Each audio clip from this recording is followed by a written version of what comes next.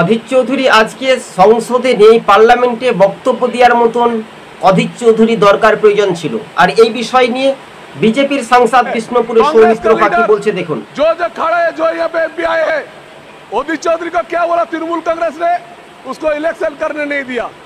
अरे यहाँ पे जोट का गठबंधन का दिशा देख रहे हैं। ये क्या गठबंधन है भाई साहब? क्या इंडिया जोट है? वहाँ पे गाली दे रहे अधीर चौधरी को, और यहाँ पे आप लोग बोल रहे हैं गठबंधन है, इंडिया का गोट है। क्या है? वहाँ पे कांग्रेस कर्मी को हत्या किया है और यहाँ पे बोल रहे हैं गठबंधन है। कैसे है ये? तो कैसे चलेगा? सबसे बड़ी बात है सर, कांग्रेस का लीडर जो खड़े हैं, जो यहाँ पे एमपी आए हैं, अधीर चौधरी का क्या बोला? तृणमूल कांग्रेस ने उसको इलेक्शन करने नहीं दिया। बार-बार यहाँ पे जोट का गठबंधन का दिशा देख रहे हैं, वहाँ पे एंट्री कर रहे हैं। প্রশ্নটা হচ্ছে সত্যি বাস্তবে অধীর রঞ্জন চৌধুরী ভোটে হেরেছেন, ঠিক আছে, স্বাভাবিকভাবে, কিন্তু এই রাজ্যের শাসক দল তৃণমূলের যে পয়সার এবং ধর্মীয় রাজনীতি, মেরুকরণের রাজনীতি নিয়ে কার্যত সেখানে তারা কিন্তু ভোটে জিতে। স্বাভাবিকভাবে আপনাদেরকে দুটি কথা বলবো, ভালো করে মনোযোগ দিয়ে শুনবেন দর্শক বন্ধুগণ। আগামী দিন মানুষের রায় বা জনগণের রায়, এই তৃণমূলের অবস্থা দেখবেন আগামী দিন কি হতে পারে। শুধু সময়ের অপেক্ষাটা দেখুন, তাহলে আপনারা নিশ্চয় বুঝতে পারবেন। কিন্তু হ্যাঁ, এবারকার প্রতিফলন যে রাজনীতি, আজকে ইউসুফ পাঠান ধরুন পার্লামেন্টে কি কথা বলছেন, তারা কি কোনো কথা বলতে পারছে যে মুর্শিদাবাদের জন্য কাজ হবে, তাদের 3টি এমপি জয় হয়েছে, কিছু কাজ হবে না। স্বাভাবিকভাবে তৃণমূল মানেই লুটে পুটে খাওয়া একটা দল রয়েছে। স্বাভাবিকভাবে আপনারা যদি দেখেন, জিসিবি বলে উত্তর দিনাজপুর জেলার চোপড়ার সে বাহুবলী নেতা, সে সালিসি সভায় বক্তব্য দিচ্ছে, মারপিট করছে, মহিলাদেরকে মারধর করছে, অকথ্য ভাষায় গালিগালাজ করছে, এগুলো সব ভাইলেশনের আওতাতে পড়ে। কিন্তু বহরমপুরের মানুষজনকে আজও ঠকতে হবে। তাই সৌমিত্র খা বিজেপির সাংসদ, তিনি এই বিষয়টা নিয়ে তুলে ধরেছেন। এবং যেখানে পশ্চিমবঙ্গে অধীর চৌধুরী বারবার করে আন্দোলন করছে, প্রতিবাদ করছে, তৃণমূলের বিরুদ্ধে চোখে চোখ রেখে প্রতিবাদ হচ্ছে, তখন দিল্লির কিছু কিছু নেতা তারা কিন্তু আশ্রয় দিচ্ছে। কাকে আশ্রয়? তৃণমূলকে। এই তৃণমূলের হাত ধরে বারবার করে কংগ্রেস কিন্তু আক্রমণ হয়েছে, দল ভেঙেছে, কংগ্রেসের সরকার ভেঙেছে, ত্রিপুরা, মণিপুর, গোয়া। এই কথাগুলি হাইকমান্ড এআইসিসি কি মনে পড়ছে না? কি ব্যথা, কি যন্ত্রণা, কি এই কথাগুলি জানতে পারছে না? স্বাভাবিকভাবে দর্শক বন্ধুকে জানাবো, দেখবেন তৃণমূলের অবস্থা, তালিবানি শাসন যেহেতু পশ্চিমবঙ্গে হচ্ছে, সবচাইতে সন্ত্রাসের আতুরঘর যেটা আমরা বলি পশ্চিমবঙ্গ। দেখুন, বিরোধী রাজনৈতিক দলগুলো যারাই 2-1টি করে পঞ্চায়েত পেয়েছে, গ্রাম পঞ্চায়েত পেয়েছে, পঞ্চায়েত সমিতি পেয়েছে, তাদেরকে মিথ্যা মামলা দিচ্ছে আর পকেটে কয়েক কোটি কোটি লক্ষ লক্ষ টাকা দিয়ে দলে যোগদান করাচ্ছে। দেখো, আমি কংগ্রেসকে ভাঙিয়ে দিলাম, আমি বিজেপিকে ভাঙিয়ে দিলাম, আমি সিপিএমকে ভাঙিয়ে দিলাম, দেখো এবার কি হবে, লক্ষ্মীর ভাণ্ডার চালু করব। কিন্তু সে একটা মহিলা ভাবছে না যে তার মেয়ের বিয়ে দেওয়ার জন্য যে সোনার গহনার দাম 80,000 টাকা, 1 লক্ষ টাকার আপে যখন ভরি হচ্ছে, তখন সেটা কিন্তু মাথায় গজে না, মানে মাথায় তাদের আর বুদ্ধি গজে না। স্বাভাবিকভাবে কিন্তু পার্লামেন্টে এই কথা বলার লোক কোথায় পাবো? সে তো অধীর রঞ্জন চৌধুরী তো পার্লামেন্টে নেই। তাই রাজ্য রাজনীতির বিষয়টা আপনারা নিশ্চয় শুনতে পেলেন দর্শক বন্ধুগণ। তবে তৃণমূলকে পাপের ভোগে মাসুল পেতে হবে। অতিবার বেরো না, ঝড়ে মোড়া যাবে, আর অতি হান্তি হেও না, ছাগলে মোড়া খাবে। স্বাভাবিকভাবে রাজ্য রাজনীতির বিষয়টা নিয়ে বারবার করে আলোচনা হচ্ছে, বারবার করে এই সমীকরণ হচ্ছে। কিন্তু আগামী দিন মানুষের রায় বা জনগণের যেটা গর্জন বা জনগণের যেটা আওয়াজ, সেটাই শাসক দল তৃণমূল কি ভুলে যাবে? আর সেখানে দিল্লির নেতারা সেখানে কি ভুলে যায় বাংলাতে যে সন্ত্রাস হচ্ছে, বাংলাতে যে তালিবানি শাসন হচ্ছে? দেখবেন কিছুদিন মানুষ পার করলেও আগামী দিন এমন দুর্দশা হবে তৃণমূলের, সেখানে তাবড় নেতারা জেলে ঢুকবে, জেলের ভাত খাবে, অসুবিধা নেই। কেননা যেই ক্ষমতায় আসুক, ধরেন বিজেপি আসুক বা অন্যান্য রাজনৈতিক দল আসুক, তারাও কিন্তু সেই একই খেলা খেলতে শুরু করবে। স্বাভাবিকভাবে আমি সেদিকে যাচ্ছি না বা সেদিকে বলছি না।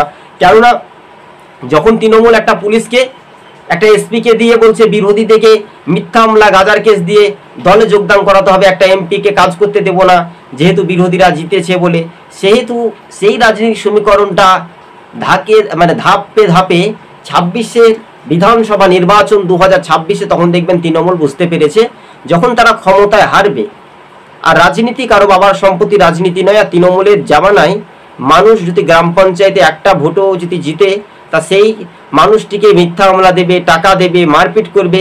এরই নাম হচ্ছে তৃণমূলের অপর নাম হচ্ছে ভায়োলেশন। তৃণমূল মানে হচ্ছে ভায়োলেশন, তৃণমূল নাম হচ্ছে মানে বাইক বাহিনী। এই কথাগুলো বারবার করে আপনাদের সঙ্গে রিপিট করতে বাধ্য হচ্ছে বিভিন্ন রাজনৈতিক দল, বিরোধী রাজনৈতিক দলের মতাবেগ অনুযায়ী অনুসরণে। কিন্তু স্বাভাবিকভাবে রাজ্য রাজনীতির বিষয়টা নিয়ে বারবার করে যখন আলোচনা হচ্ছে, বারবার করে যখন আলোচিত হচ্ছে, তখন এই বিষয়টা নিয়ে কি হতে পারে আগামী দিনে দর্শক বন্ধুগণ। কিন্তু রাজ্য রাজনীতির বিষয়টা যে সমীকরণ, যে রাজ্যের মানুষের যখন একটা দর্পণা বা রাজনৈতিক সমীকরণ, সেটা আকর্ষণীয় প্রভাব কতটা বৃদ্ধি পাবে সেটার উপরে কিন্তু একটা নির্ভরশীল অবশ্যই সে দেখা যেতে পারে দর্শক বন্ধুগণ। তবে হ্যাঁ, আপনারা মনোযোগ দিয়ে ভালো করে শুনলে নিশ্চয়ই কিছু বুঝতে পারবেন। তাই সংসদ ভবনে অধীর রঞ্জন চৌধুরী নেই, তার প্রশংসা করেই ফের কিন্তু শাসক দল তৃণমূলকে তীব্র সমালোচনা করেছেন বিজেপির বিষ্ণুপুরের সাংসদ সৌমিত্র খা। তার প্রাক্তন স্ত্রীকে ভোটে হারিয়ে অল্প ভোটের ব্যবধানে তিনি জয়ী হয়েছিলেন। আর পশ্চিমবঙ্গ সহ মুর্শিদাবাদের বেশ কয়েকটি জেলাতে ধর্মীয় রাজনীতি, মেরুকরণের রাজনীতি শুরু করেছে তৃণমূল। তাই অতি বাড় বেরো না, ঝড়ে মোড়া যাবে, আর অতি হান্তি হেও না, ছাগলে মোড়া খাবে। স্বাভাবিকভাবে রাজনৈতিক মহলে সেটাই কিন্তু একটা দেখার বিষয়, সেটা একটা সমীকরণ হতে পারে, সেটা একটা রাজনৈতিক মতাবেগ বা সেটা একটু দেখার একটা বিষয় হতে পারে। তাই আপনার নিশ্চয়ই ভিডিও ফুটেজটা দেখলেন। ভিডিও ফুটেজ দেখে আপনাদের সঙ্গে আমার মনে হলো যে ভিডিওটা একটা রেডি করি দর্শক বন্ধুদের সঙ্গে। যারা বাংলাদেশ থেকে দেখছেন দর্শক বন্ধুদেরকে জানিয়ে রাখি, দেখুন অনেক আপনাদেরকে ধন্যবাদ জানাই। রাজ্যের মানুষ যখন খেতে পারছে না, পরিযায়ী শ্রমিকদের কাজ নেই, বেকারের সংখ্যা বাড়ছে পশ্চিমবঙ্গে, তখন তৃণমূলের সন্ত্রাস আরও দ্বিগুণ হচ্ছে। ভোট চুরি করতে, ভোট লুট করতে, ছাপ্পা মারতে। আর দিল্লিতে বলছে দেখো আমি ইন্ডিয়া জোটে রয়েছি, ইন্ডি জোটে রয়েছি। আসলে এরা দলকে শেষ করতে চায়। আর সে কংগ্রেসের নেতারা কিছু নেতৃত্ব গাফলতির কারণে তৃণমূলকে আশ্রয় দিচ্ছে, তৃণমূলকে আশ্রয় দিয়ে তাদের পাশে থাকছে। আর তৃণমূল নেত্রী যদি বুক ফুলিয়ে বলতে পারে যে আমি বিজেপির সঙ্গে জোট করিনি, আমি বলছি বিজেপির সঙ্গে জোট করেছিল, অটল বিহারী বাজপেয়ীর আমলে তিনি জোট করেছিলেন। তো কোনো তৃণমূলের নেতা বলতে পারবে যে অধীর চৌধুরী হেরেছে বা অমুক নেতা হেরেছে, তিনি হারিয়ে গেছেন, মুখ্যমন্ত্রী নিজেই ভোটে হেরেছিল, মদন মিত্র নিজেই ভোটে হেরেছিল? এই কথাগুলি আপনাদেরকে মনোযোগ দিয়ে শুনে রাখতে হবে। বোলপুরের সাংসদ, হাসন কেন্দ্রের তিনি বিধায়ক ছিলেন প্রাক্তন, সরাসরি অসিত মাল, তিনিও ভোটে হেরেছিলেন। স্বাভাবিকভাবে যাবেন কোথায়?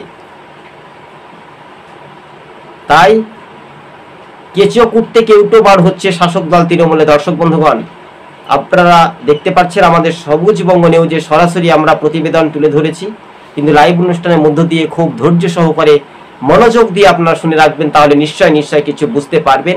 আর তৃণমূল যেখানে তৃণমূল সেখানেই বাহিনী, যেখানে তৃণমূল সেখানে ভোট লুট আর বাহানা করে। দেখুন, অর্থাৎ উচ্ছেদকারীদের পাশে কিন্তু সরকার আছে কি নেই। আর সেই মানুষজন কাকে ভোট দিয়েছিল? তৃণমূলকে ভোট দিয়েছিল। তাই মানুষকে আজ কষ্ট পেতে হচ্ছে। তারা দেখলো যে ভোটের আগে করলো না কেন, তৃণমূল একটা চালাক আছে, মানে চালাক। শিয়াল মামা যতই চালাকি হও না কেন, একদিন বিদায় হবে, সেই দিন খুঁজে পাওয়া যাবে না। সেই দিন দেখবেন ওই শিয়াল মামারাই জেল খেটে একেবারে ভূত নাচা হয়ে যাবে। আমি বলছি না যেই ক্ষমতায় আসুক, সে বিজেপি আসুক, সে সিপিএম কংগ্রেস আসুক, বা বিজেপি আসুক, বা অন্য দল আসুক, সেখানে একই কায়দায় একই খেলা হবে। তখন আপনি যাবেন কোথায়?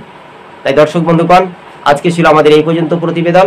সকলেই ভালো থাকবেন, সুস্থ থাকবেন, ধন্যবাদ। আর আপনি যদি আমাদের চ্যানেলের সঙ্গে নতুন দর্শক যদি হয়ে থাকেন, তো আপনাদেরকে 100 বার আমরা বলছি, এই চ্যানেলের নতুন দর্শক হয়ে থাকলে চ্যানেলটিকে সাবস্ক্রাইব করে সঙ্গে থাকবেন। কেননা রাজ্য রাজনীতির বিষয়টা নিয়ে বারবার করে এই সমীকরণ বারবার করে আলোচিত হচ্ছে যে অধীর চৌধুরী লোকসভাতে নেই, মানে ভোটে হেরেছেন, মানে স্বাভাবিকভাবে 5 বছর, এখন তাকে 5 বছর মানুষের কাছে যেতে হবে। মানুষ কেন ভোট দিল না? কেন ধর্মীয় মেরুকরণের রাজনীতি হলো? কেন ভোটটা ভাগাভাগি হলো? কেন বিজেপির প্রার্থী বেশি পরিমাণে ভোটটা পেয়ে গেল?